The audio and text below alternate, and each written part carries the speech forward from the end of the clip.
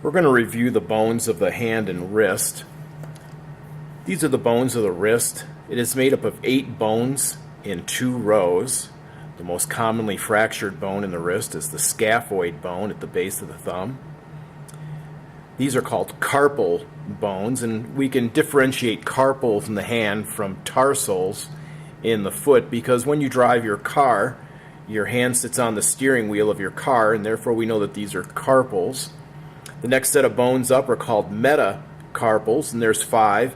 We begin counting digits at the thumb, 1st, 2nd, 3rd, 4th, and 5th, and even though some people say that the thumb is not a finger, don't worry about that, just ignore them. We just count them as digits, 1 through 5.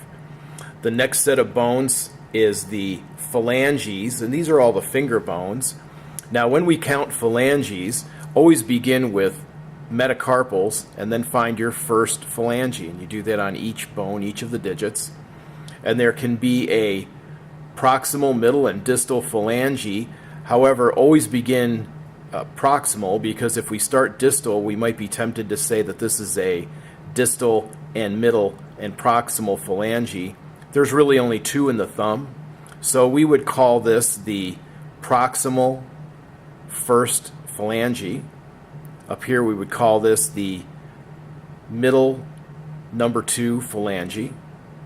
Over here we could call this the distal number 3 phalange, and so on all the way to number 5.